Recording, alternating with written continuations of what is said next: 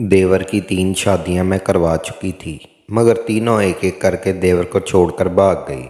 चौथी बार फिर देवर ने मुझे लड़की तलाश करने का बोला। मैंने कहा आज रात तक मिल जाएगी। घूंघट ओढ़कर कमरे में जाकर बैठ गई। सारी रात इंतज़ार करती रही, मगर वो ना आया। सुबह आँख खुली तो होश उड़ गए। रात के इस पहर जब हर तरफ सन्नाटा छाया हुआ था, मैं उस वक़्त अपने शौहर के कमरे में सोता हुआ छोड़कर खामोशी से अपने देवर के कमरे में सुर्ख लिबास पहने हुए घूंघट ओढ़े बैठी देवर का इंतज़ार कर रही थी। आज मेरा बड़ा इम्तिहान था। पहली बार मैंने दूध में नशावर दवा मिलाकर अपने शौहर को पिलाई थी, ताकि वो रात भर सोया रहे और मैं जान सकूं कि आखिर क्या राज है कि 3 बीवियां एक एक करके मेरे देवर को छोड़कर चली गई। आखिर इसे रात होता क्या है जिसकी बीवियां मेरे देवर की ज़िंदगी से निकल जाती हैं। और ये सोच सोच कर मेरा दिल तेज़ी से धड़क रहा था, क्योंकि ये एक बहुत बड़ा रिस्क था जो मैं कर रही थी। दिल में 100 तरह के ख्यालात भी आ रहे थे कि अगर कुछ ऊंच नीचे हो गई तो किसी को मुंह दिखाने के काबिल ना रहूंगी। मैंने कमरे की लाइट भी ख़राब कर दी थी ताकि मेरा देवर मेरा चेहरा भी ना देख सके। मेरा दिल अलग परेशान था कि ना जाने क्या होगा। दिल की धड़कन तेज तर होती जा रही थी। इंतज़ार करते करते रात बीत गई और मेरा देवर पूरी रात ना आया। थक हार कर ना जाने किस पहर मेरी आंख लग गई। जब सुबह आँख खुली तो एक लम्हे के लिए सोच कांप ही गई कि कहीं खुदा न खास्ता रात को देवर। हिम्मत करके उठी, आंखें मलती हुई कमरे से बाहर निकल रही थी कि अचानक मेरी आंखों ने जो मंजर देखा, मेरे होश उड़ गए। उस रात मेरा देवर मेरे साथ। मेरा नाम रहीला है। मैं खाते पीते घराने से तल्लक रखती थी। मेरे वालिद का एक अच्छे कारोबार, बड़ी शख्सियत के मालिक थे। हमारे पास बहुत बड़ा घर, नौकर चाकर थे। आने जाने के लिए सबके पास अपनी बेशकीमत सवारी थी। मेरे वालिदैन ने मुझे हाथों का छल्ला बना कर रखा था। बात मुंह से निकलने से पहले पूरी कर दी जाती थी। मैं अपने घर में बहुत ऐशो इशरत वाली ज़िंदगी गुजार रही थी। मैंने अपना मास्टर कंप्लीट करके एमफिल भी कर लिया था। शक्ल और सूरत की मुनासिब थी, लेकिन रुपए पैसे ने मेरी शक्ल और सूरत में एक निखार और जाज़बियत पैदा कर दी थी। एक दिन मेरे वालिद की बहुत ख़ास दोस्त ने मेरे लिए मलक जाफ़र का रिश्ता बताया। मलक जाफ़र एक बहुत खूबसूरत नौजवान, लंबे कद के, नशीली आंखों वाले, हसीन और जमील थे। वैसे हुस्न के मालिक थे जिसकी हर लड़की ख्वाहिश करती, जबकि मैं उनके मुकाबले में थोड़ी सांवली रंगत की मालिक थी। वो खूबसूरत होने के साथ साथ खूबसूरत भी थे। मेरे वालिद ने जब मलक जाफ़र को देखा तो मेरे वालिद ने उनसे बहुत ही मुतासर हुए। वो नहायत ही शरीफ शख्सियत के मालिक थे। मलक जाफ़र के वालिदैन वफ़ात पा चुके थे। वो अपने एक छोटे भाई के साथ रहते थे। मलक जाफ़र एक मुनासिब घराने से तल्लक रखते थे। उनके पास सिर्फ एक घर था जिसमें मलक जाफ़र और उनके भाई मलक दिलावर रहा करते थे। महल्ले से भी मेरे वालिद साहब ने मलक जाफ़र की बहुत ही तारीफ़ें सुनी थी। फिर मेरे वालिद ने मेरी और मलक जाफ़र की शादी करने में देर न की। झटपट बात तय की और रिश्ता पक्का कर दिया। जब मैं शादी करके मलक जाफ़र के घर आई तो नई ज़िंदगी की पहली रात ही बहुत खुशगवार साबित हुई, क्योंकि पहली रात पर ही वो सब दारोमदार होता है कि शौहर के दिल में आपकी चाहत किस कदर है। वक़्त के साथ साथ मलक जाफ़र और मैं एक दूसरे के साथ बहुत ही खुशगवार ज़िंदगी गुजारने लगे। जितना सुना था मलक जाफ़र के बारे में, उन्हें उससे बढ़कर पाया था। जबकि उसके घर में कोई औरत ना थी तो मैं अकेली ही मलक जाफ़र के घर पर राज करना शुरू कर दिया। सिर्फ मलक जाफ़र ही नहीं, बल्कि मैं दिलावर, मेरा देवर भी मुझसे प्यार से पेश आता, मेरा बहुत ही इज़्ज़त और एहतराम करता, और उसके साथ साथ मलक जाफ़र से भी ज़्यादा खूबसूरत और गोरी रंगत का मालिक हसीन और जमील था। मेरे हाथ के पके खाने खाता तो दिल खोल कर मेरी तारीफ़ करता। जब से आप घर में आई हैं इस घर में तो रौनक आ गई है। माँ बाप की कमी भी महसूस नहीं होती। अब पहले तो हमारा घर ही वीरान था। इस तरह की बातें वो अक्सर मेरे साथ करता।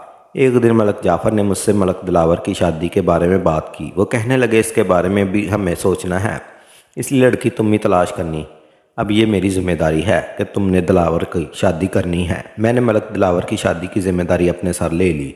एक दिन जब मैं अपनी अम्मी से मुलाकात करने अपने घर गई तो मैंने बताया कि मलक दिलावर मेरा बहुत ख्याल रखता है, मुझे भाई की कमी महसूस होने नहीं देता। जबकि मैं अपने घर में इकलौती थी, मेरा कोई भाई बहन नहीं था, इसलिए देवर को दिल से अपना भाई मानने लगी थी।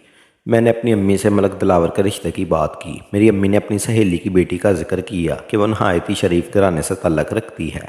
उनकी बेटी बहुत ही खूबसूरत है, बिल्कुल तुम्हारे देवर की तरह है, लेकिन एक बात है कि वो लोग बहुत अमीर घराने से तल्लक रखते हैं, जबकि तुम्हारा देवर एक मुनासिब घराने से तल्लक रखता है। फिर भी मैं बात करके देखूंगी। जब मेरी वालदा ने अपनी सहेली की बेटी के लिए मलक दिलावर के रिश्ते की बात की तो उन्हें मलक दिलावर पसंद आया और उसकी खूबसूरती काबिल दीद थी, तो उन्होंने मलक दिलावर से अपनी बेटी की शादी की बात तय कर दी। ملک دلاور کو بھی لڑکی پسند آ گئی تھی۔ میں نے خوشی خوشی ہنا کی شادی سے اپنے دیور سے کروا دی۔ ہنا اپنے گھر سے رخصت ہو کر ہمارے گھر آ گئی۔ شادی کی اگلی صبح ناشتے کے ٹیبل پر ملک دلاور تو بہت خوش نظر آ رہا تھا، لیکن ہنا کچھ چپ چپ تھی۔ نہ ہی ٹھیک سے کچھ کھا رہی تھی، نہ ہی بات کر رہی تھی۔ میرے بہت اصرار پر تھوڑا سا ناشتہ کیا اور اپنے کمرے میں چلی گئی۔ اس کا رویہ کچھ ٹھیک نہیں تھا، حالانکہ وہ ایک زندہ دل قسم کی لڑکی تھی، لیکن جب سے شادی ہوئی تھی وہ گمسم سی ہو گئی تھی۔ ملک جعفر کو دیکھ کر اس کی رنگت اڑنے لگی۔ وقت گزرنے کے ساتھ ساتھ ملک جعفر بھی کچھ سہما سہما رہنے لگا۔ میں وجہ پوچھتی تو نام آنکھوں سے یہ کہہ دیتا کہ سب ٹھیک ہے، بس میری تنخواہ کم ہے نا، اس لیے آپ کی دیوانی کے سامنے میری کوئی حیثیت نہیں۔ ہنا گھر میں نہ کسی کی کوئی بات کرتی اور نہ ہی کچھ بولتی۔ مجھ سے بات کرنا اکثر رات کے وقت ان کے کمرے سے عجیب سی آوازیں آتی، دبی دبی چیخوں کے۔ شادی کی ابھی چند ہی دن گزرے تھے کہ ایک دن ہنا نے صبح اٹھتے ہی ناشتہ کیا اور اپنا بیگ پیک کر کے اپنے گھر چلی گئی، یہ کہہ کر کے امی کی یاد آ رہی ہے، کچھ دن رہ کر واپس آ جاؤں گی۔ مگر وہ واپس نہ آئی اور کچھ دن بعد ہنا کے گھر سے پیغام آیا، ہنا اب کچھ واپس نہیں آئے گی، ملک دلاور کے ساتھ نہیں رہنا چاہتی۔ دونوں طرف سے بحث خاصی طور پکڑ گئی تھی اور پھر ایک دن دلاور کی ہنا سے طلاق ہو گئی۔ مجھے بہت دکھ ہوا تھا، کسی عجیب لڑکی تھی ہنا، اس کا ملک دلاور کے دل پر بہت ہی اثر پڑا۔ ملک دلاور ہنا سے بہت ہی محبت کرتا تھا۔ ہمارے بہت پوچھنے پر بھی امی کی سہیلی نے کچھ نہ بتایا اور یہی کہا کہ میری بیٹی ہمیشہ کے لیے اپنے ماموں کے پاس لندن چلی گئی ہے۔ وہ اس کے ساتھ خوش نہیں تھی، اس کے علاوہ انہوں نے کوئی اور بات نہیں کی۔ میں یہ سوچ کر بہت ہی پریشان اور غمزدہ ہو رہی تھی کہ شاید مجھ سے ہی کوئی غلطی ہو گئی ہے۔ مجھے اپنے دیور کے امیر گھر میں شادی نہیں کروانی چاہیے تھی۔ شاید جو عیش و عشرت اسے اپنے گھر میں مل رہا تھا یہاں نہیں مل سکا، اس لیے چلی گئی۔ میرا دیور ہنا سے بہت ہی محبت کرتا تھا، یہی غم دل کو لگائے بیٹھا تھا۔ میں نے اسے بہت حوصلہ دیا، پھر اس نے نگاہ نیچے رکھتے ہوئے مجھ سے یہ کہا کہ بھابھی آپ مجھے ایک بہت اچھے گھر کی لڑکی تلاش کر دیں، میں جلدی دوسری شادی کرنا چاہتا ہوں، میں ہنا کو ہمیشہ کے لیے بلانا چاہتا ہوں۔ اور آنکھوں سے آنسو لیے اپنے کمرے میں چلا گیا۔ مجھے اس پر بہت ہی ترس آ رہا تھا۔ ہمارے گھر میں بھی تو جیسے سوگ کا ماحول چل رہا تھا کہ آخر یہ کیا ہو گیا۔ میں نے بھی ٹھان لی تھی اور میں نے اپنے دیور کے لیے لڑکی تلاش کرنے میں دیر نہ کی۔ مجھے آخرکار ہنا سے بھی خوبصورت بہت پیاری لڑکی اپنے دیور کے لیے مل گئی۔ میرے دوست زبیدہ، جو کہ بچپن سے میری کلاس میں میرے ساتھ ہی پڑھتی تھی، میٹرک تک میں نے اور زبیدہ نے ایک ساتھ ہی پڑھا تھا، ہم بہت اچھی دوست تھیں۔ 10ویں جماعت کے بعد پھر وہ کسی اور کالج میں چلی گئی تھی اور اب میری اس سے ملاقات ہوئی تو میں نے اسے اپنے دیور کے بارے میں بتایا۔ زبیدہ نے جب دلاور کو دیکھا تو اسے پسند آیا کہ اسے میرے دیور کی پہلی شادی سے بھی کوئی اعتراض نہیں ہوا، کیونکہ زبیدہ بھی طلاق یافتہ تھی۔ زبیدہ ایک کمانڈو قسم کی لڑکی تھی، اس میں خود اعتمادی بے پناہ تھی، اپنے فیصلے خود ہی کرتی تھی۔ زبیدہ کا تعلق بھی امیر گھرانے سے تھا۔ میں ایک دو بار زبیدہ کو اپنے گھر بلا کر ان دونوں کی ملاقات بھی کروا چکی تھی۔ دلاور اور زبیدہ ایک دوسرے کو پسند کرنے لگے تھے اور پھر فون پر باتوں کا سلسلہ طول پکڑ گیا تھا۔ اس طرح ان کے انڈرسٹینڈنگ ہو گئی۔ میں نے بھی ان کی شادی کروانے میں جلدی کی، کیونکہ مجھے ڈر تھا جو کام شادی کے بعد کرنا ہے وہ کہیں دلاور اور زبیدہ پہلے ہی نہ کر بیٹھے۔ سب کچھ بھاگم بھاگ کیا اور زبیدہ کو ہم لوگ دلہن بنا کر گھر لے آئے۔ گھر میں ایک بار خوشی لوٹ آئی۔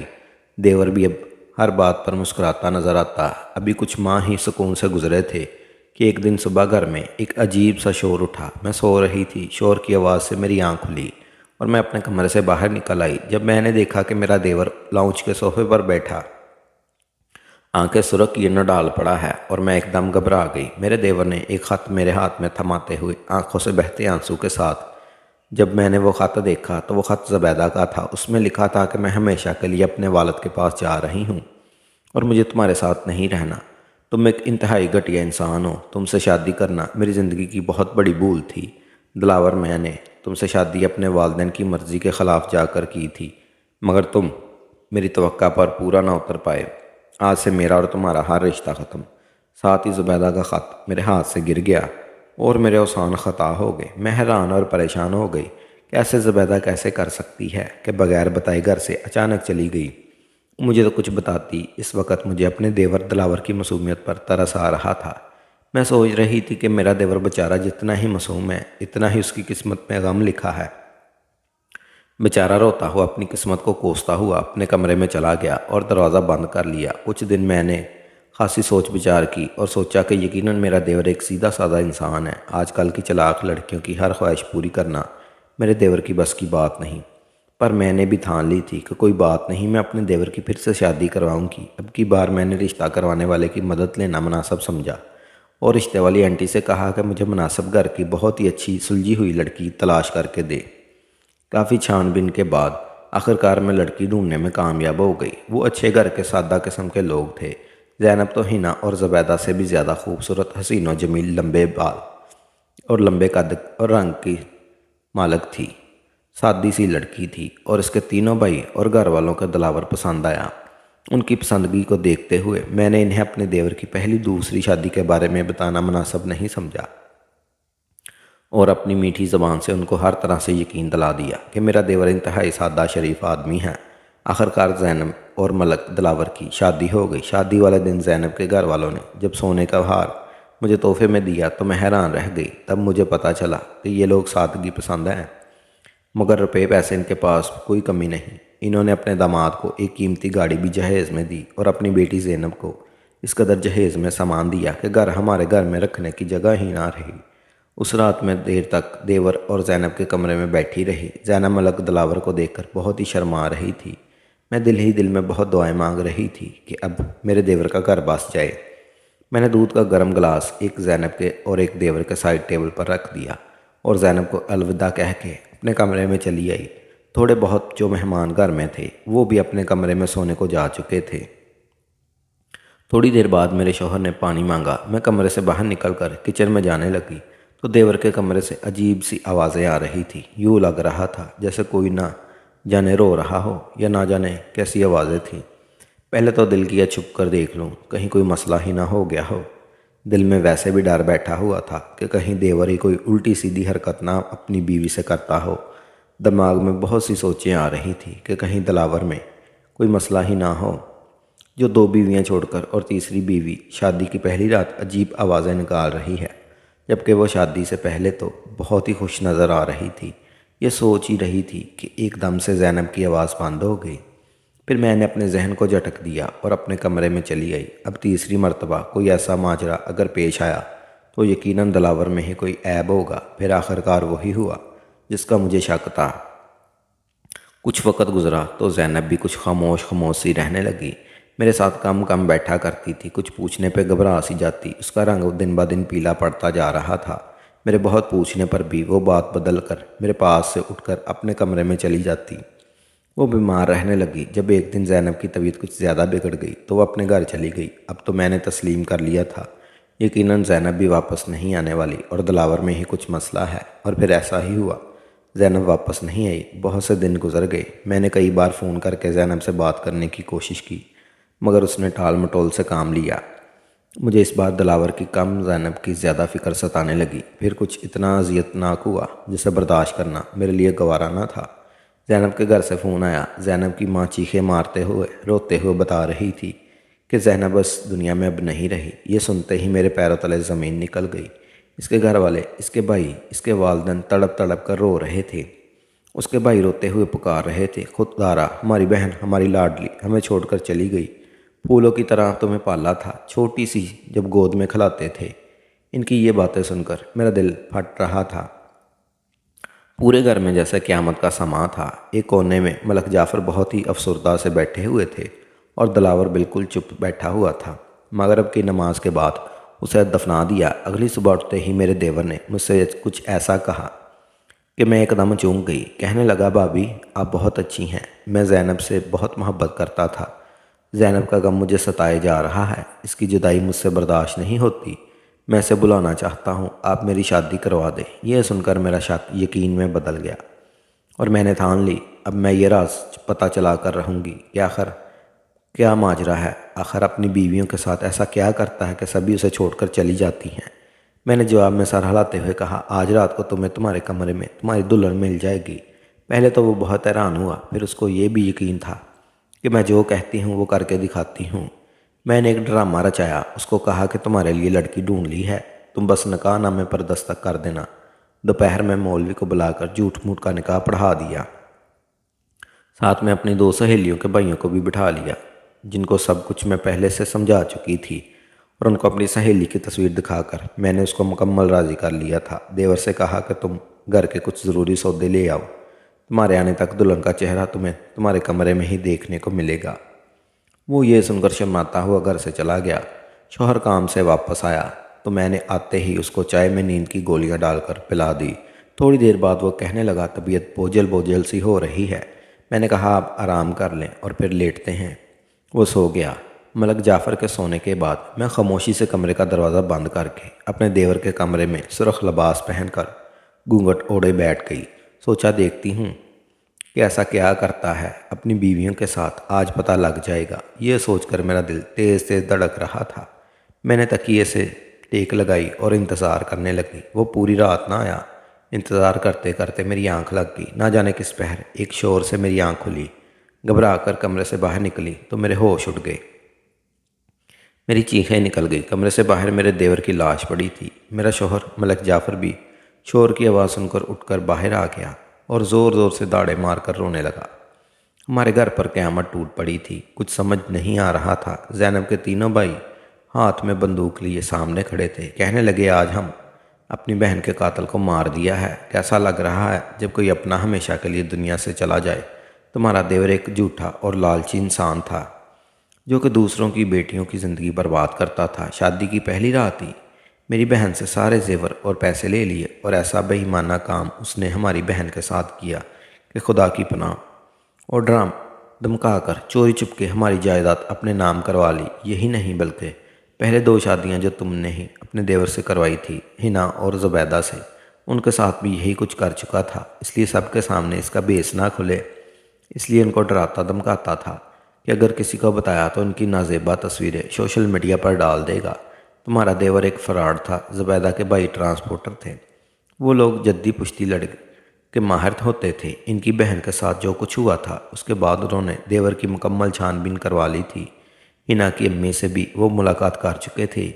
حنا کی ماں نے بھی اپنی بیٹی کا دکھ ان کے سامنے بیان کیا تھا۔ ان کے سینے میں مزید غصہ بھڑک رہا تھا۔ دلاور کے اندر پیسے کی ہوس بھری ہوئی تھی۔ زینب کے بھائی غصے میں بولتے چلے جا رہے تھے۔ زینب نے تو ان کو کچھ نہ بتایا، مگر اس کے بھائیوں نے دلاور کے دونوں بیویوں سے مل کر مکمل جانکاری حاصل کر لی تھی۔ جو کچھ دلاور اپنی دونوں بیویوں کے ساتھ کر چکا تھا وہ سمجھ چکے تھے کہ یہ سب زینب کے ساتھ بھی ہوا ہوگا۔ دلاور نے زینب کو بھی یہی دھمکی دی تھی کہ وہ دوبارہ اپنی شکل اسے نہ دکھائے اور بہت دور کہیں چلی جائے، ورنہ پہلی رات کی وہ سب تصویریں زمانہ کو دکھا دے گا۔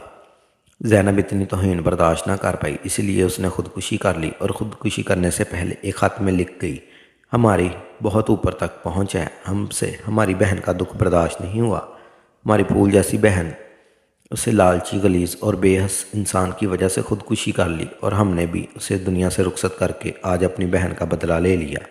اب کہاں لے کر جائے گا وہ دولت لالچی انسان؟ یہ کہہ کر وہ اس کی لاش کو چھوڑ کر چلے گئے۔ بعد میں حنا اور زبیدہ کے گھر والوں سے بھی رابطہ ہوا تو انہوں نے بھی یہی میرے دیور دلاور کے بارے میں بتایا۔ یہ سب سن کر میرے ہوش اٹھ گئے۔ میں غلط تھی اپنے دیور کے بارے میں تو اسے اتنا شریف اور نیک انسان سمجھتی تھی۔ پھر میرے شوہر نے بھی بتایا کہ بچپن سے ہی اسے امیر آدمی بننے کا شوق تھا۔ اکثر کہتا تھا کہ میں امیر بن کے ایک بڑا بزنس مین بنوں گا۔ پھر مجھے یہ نہیں پتا تھا کہ وہ اس حد تک بھی جا سکتا ہے۔ کاش میں نے بر وقت کوئی قدم اٹھایا ہوتا تو آج میرا بھائی زندہ ہوتا۔